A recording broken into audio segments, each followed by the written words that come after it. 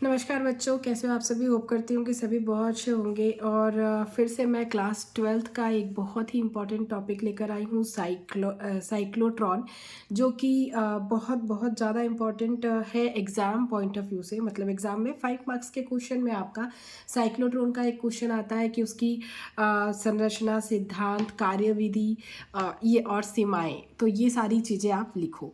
तो ये सारी चीज़ें इस वीडियो में मैंने प्रोवाइड की हुई है। मतलब पहले हम समझेंगे कि ये किस तरीके से कार्य करता है, उसके बाद ये होता क्या है, उसके बाद देन फिर हम संरचना की समझेंगे, उसके बाद हम इसका सिद्धांत देखेंगे, और सिद्धांत के बाद हम इसकी कार्यविधि देखेंगे। जैसा कि आप देख पा रहे हैं, कार्यविधि देखेंगे, समझेंगे, फिर सूत्र की इसकी स्थापना किस तरीके से होती है, और देन फिर लास्ट में हम इसकी सीमाएं देखेंगे।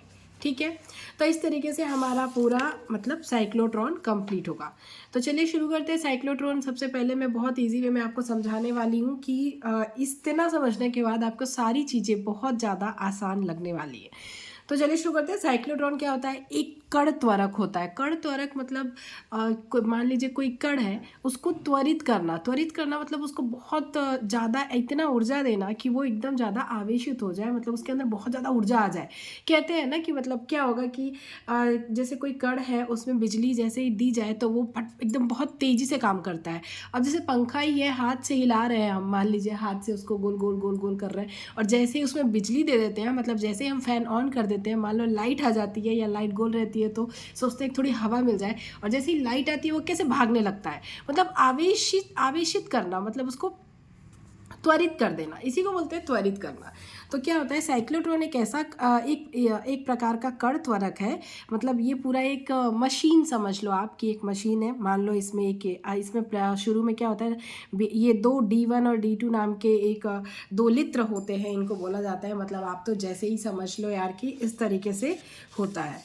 जैसे मैं आपको बताऊं कि आपको 2D संरचनाएं बनानी है, क्योंकि आपको एग्ज़ाम में ये बनाना पड़ेगा, तो काफ़ी ज़्यादा इजी पड़े उसके लिए मैं आपको ये एक रफ बना के बताती हूँ। 2D संरचनाएं बना लिया। इसके बीच में हमारा +Q आवेश होता है, ठीक है। इसके साइड में दो चुंबक होते हैं, दोनों साइड में आपका एक हमारा, मान लो इधर नॉर्थ पोल ले लिया हमने, इधर हमने ले लिया साउथ पोल, तो ये हो गया। अब इसके बाद इससे हमारा एक ये विद्युत इलेक्ट्रिक वायर देने के लिए हमारा एक कनेक्शन होता है, ये ऐसे। इसको हम बोलते हैं AC 2 लित्र। क्या बोलते हैं हम? AC, मतलब यहाँ से हम करंट देते हैं, तो AC 2 लित्र ये हो गई, ये पूरी संरचना हो गई, ठीक है। अब यहाँ पे एक विंडो होता है इसके साइड में D के, और यहाँ से यहाँ पे एक डिफ्लेक्शन वाला होता है, जहाँ से आपका आवेश आके यहाँ टकराता है और यहाँ हमारा टारगेट के पास पहुँच जाता है। नहीं तो अगर हम ये नहीं करेंगे तो ये आवेश जो है यहाँ से निकल के बाहर की ओर चला जाएगा। तो हमें उसको कहीं ना एक जगह टारगेट, एक पॉइंट होता है जहाँ पे वो हमें चाहिए होता है आवेश।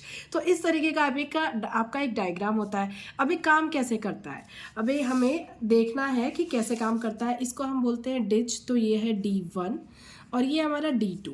अब मान लो हमने इसमें ये +Q आवेश है, ठीक है। यहाँ से यहाँ पे हमने मान लिया कि यहाँ माइनस है और यहाँ पे प्लस है, ठीक है। D1 पे प्लस है और D2 पे, आप उल्टा भी कर सकते हो, इसमें कोई दिक्कत नहीं है, पर चलो ऐसे मान लिया कि इस पे प्लस है और इस पे माइनस है। ये काम कैसे करता है थोड़ा गला बैठा हुआ है मेरा, सो कॉम्प्रोमाइज़ कीजिएगा। तो जब हम आवेश देते हैं, मतलब सॉरी, जब इलेक्ट्रिक करंट जब इसमें पास होता है, तो क्या होता है, ये +Q है, तो जस्ट आप ऐसे ही बताओ कि जो जो हमारा आयन है ये किसकी ओर जाएगा। सबसे पहले किसकी ओर जाएगा? ऑब्वियसली अगर ये प्लस है तो ये हमारा किधर जाएगा? इधर माइनस की तरफ गया। अब यहाँ पे क्योंकि यहाँ पे कोई चार्ज नहीं है, तो ये वापस से ऐसे करके घूमते घूमते यहाँ वापस आ जाएगा। यहाँ आएगा तो फिर इसको मैग्नेटिक फील्ड मिलेगा एक, तो यहाँ पे इलेक्ट्रिक फील्ड मिलेगा। फिर ये यहाँ से होता हुआ इसके पास, जैसे यहाँ पे क्योंकि ये यहाँ आया माइनस से होता हुआ, तो यहाँ प्लस है तो ये प्लस की ओर फिर जाएगा, ठीक है। फिर ये प्लस मतलब आप एरो का निशान ऐसे बनाएंगे कि ये ऐसे जा रहा है, ठीक है। फिर ये माइनस के यहाँ पे भी चार्ज नहीं है, यहाँ से ये सीधा सीधा आके फिर बाहर निकला, तो जैसे ये बाहर निकलेगा फिर ये माइनस की ओर चला जाएगा। हम यहाँ से इलेक्ट्रिक दे रहे हैं उसको, मतलब एक कहीं ना कहीं से बल मिल रहा है, विद्युत वाहक बल कह सकते हैं कि हम इसे बल दे रहे हैं। और इधर दो नॉर्थ पोल और साउथ पोल ऑलरेडी है जो अपना काम कर रहा है, तो सभी अपना अपना काम कर रहे हैं। तो जो हमारा आवेश है वो इधर से इधर घूम रहा है, फिर ये इधर से घूमते हुए इधर जाएगा, और फिर ये ऐसे ऐसे करके ये पूरा ऐसे करके वर्क करता है। तो ये जब थोड़ा धीरे धीरे बढ़ते बढ़ते, क्या बोलते हैं, तवा को जब गैस के ऊपर रखते हैं तो एकाएक तो गर्म होता नहीं है, वो धीरे धीरे धीरे धीरे बढ़ता है खूब तेज गर्म हो जाता है। तो आप समझ लो कि ये जैसे घूमते घूमते जब बहुत ज़्यादा आवेशित हो जाता है, बहुत ज़्यादा इस पे चार्ज हो जाता है, तो ये घूमते घूमते क्या करता है, इधर से जब घूम के आता है तो ये इधर से कहीं ना कहीं सोचता है कि टकराते टकराते बाहर निकल जाऊं। तो ये यहाँ से हमारा बाहर एक विंडो बनी होती है, तो यहाँ से बाहर आके फिर ये डिफ्लेक्टर रहता है जो डिफ्लेक्ट कर देता है, मतलब एक जैसे कोई दिशा से आ रहा है आयन तो उसको डिफ्लेक्ट करके दूसरी दिशा में भेज देता है।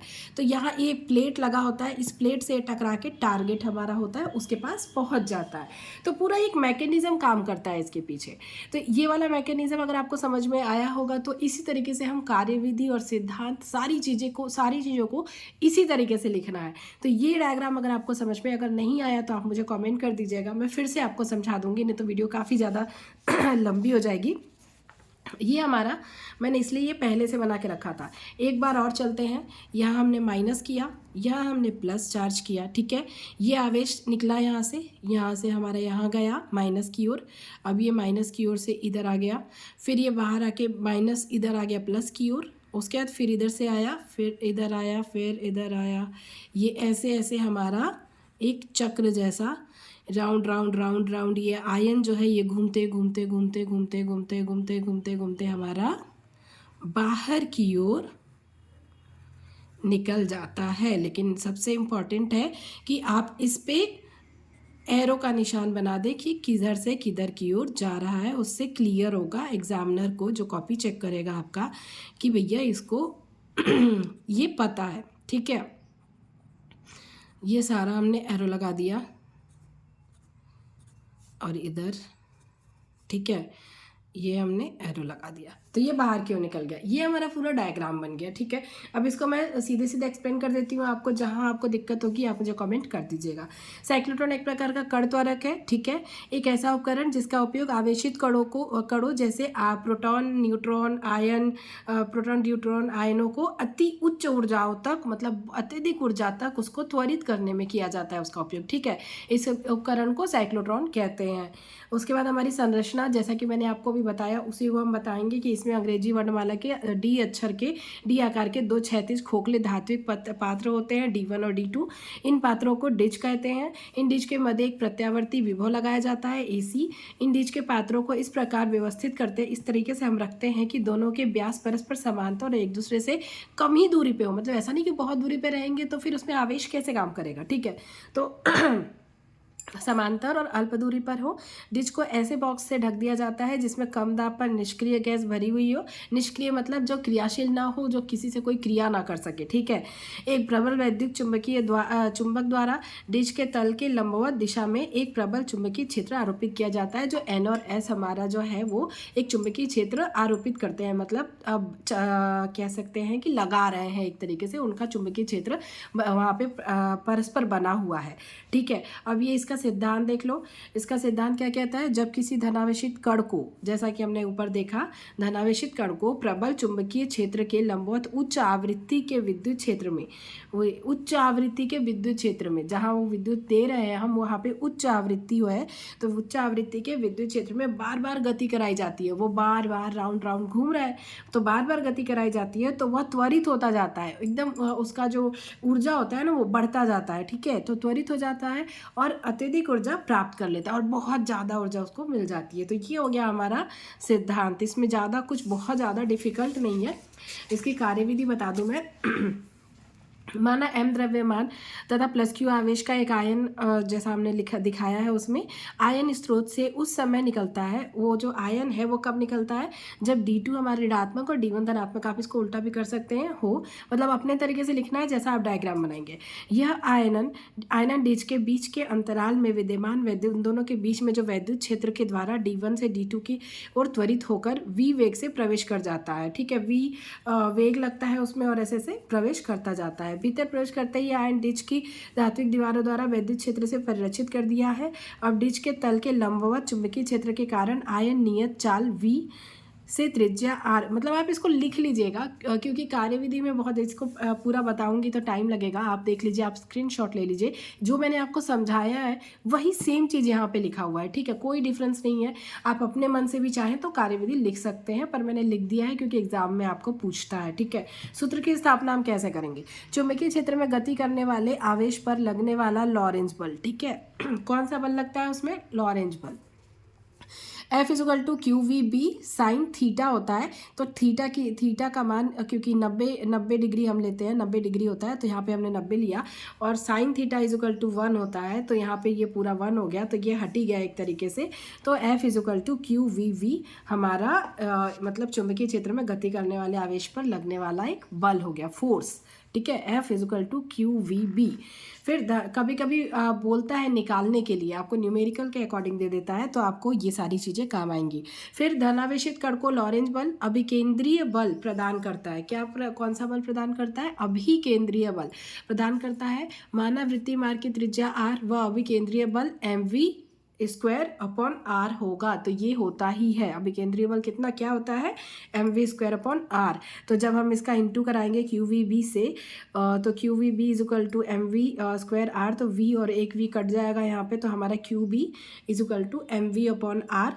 अगर हमको त्रिज्या निकालनी है, हमको दिया हो, अगर नहीं मान लो त्रिज्या निकालने के लिए, तो आप क्या करोगे, r is equal to mv upon Q B करके निकाल लेंगे। ये हो गया आपका। और भी इसमें है, अगर न्यूमेरिकल बेस से देखा जाए तो और भी इसमें सूत्र जो है वो बनते हैं। अगर आपको कुछ और भी समझना हो तो आप मुझे कमेंट कर सकते हैं। इसकी सीमाएं देख लेते हैं। साइक्लोट्रॉन द्वारा इलेक्ट्रॉन को त्वरित नहीं किया जा सकता है, क्योंकि इलेक्ट्रॉन को त्वरित नहीं किया जा सकता, आयन को त्वरित किया जा सकता है। ठीक है, तो इलेक्ट्रॉन को नहीं किया जा सकता क्योंकि इलेक्ट्रॉन का द्रव्यमान बहुत कम होता है और वेग उसका जो अत्यधिक शीघ्र बढ़ जाता है, शीघ्र ही बढ़ जाएगा। ठीक है, साइक्लोट्रॉन द्वारा आवेशहीन कण जैसे न्यूट्रॉन को भी त्वरित नहीं किया जा सकता है। ठीक है, आवेशहीन जो कण जिनको मतलब जिस पे आवेश काम नहीं करता, जिनमें आवेश नहीं होता, साइक्लोट्रॉन द्वारा किसी आवेशित कण को इतने अधिक वेग से भी त्वरित नहीं किया जा सकता कि इस कण का वेग प्रकाश के वेग के बराबर हो जाए। प्रकाश का वेग बहुत ज़्यादा होता है, तो इतना भी नहीं कर सकते कि उसके बराबर हो जाए, हाँ, लेकिन त्वरित किया जा सकता है। तो इस तरीके से आपका पूरा कंप्लीट किया जाता है। इसमें सारा इलेक्ट्रॉन से रिलेटेड इसकी सीमाएं हैं। प्रोटॉन को किया जाता है भाई, कि इलेक्ट्रॉन को क्यों नहीं किया जा सकता, इसीलिए सीमाएं इसकी इसी में है। तो आप इतना तो याद कर लेंगे। तो ये सारा ऑलमोस्ट मैंने कवर करने का कोशिश किया है साइक्लोट्रॉन का, क्योंकि इंपॉर्टेंट क्वेश्चन है, सो अच्छे से पढ़ के जाइएगा। कोई और क्वेश्चन समझना हो तो आप मुझे कमेंट कर सकते हैं, मैं ट्राई करूँगी आपकी हेल्प करने की। चलिए, मैं मिलूँगी आप लोगों से अपने अगली वीडियो में। इस वीडियो के लिए इतना ही। Thank you, thanks for watching.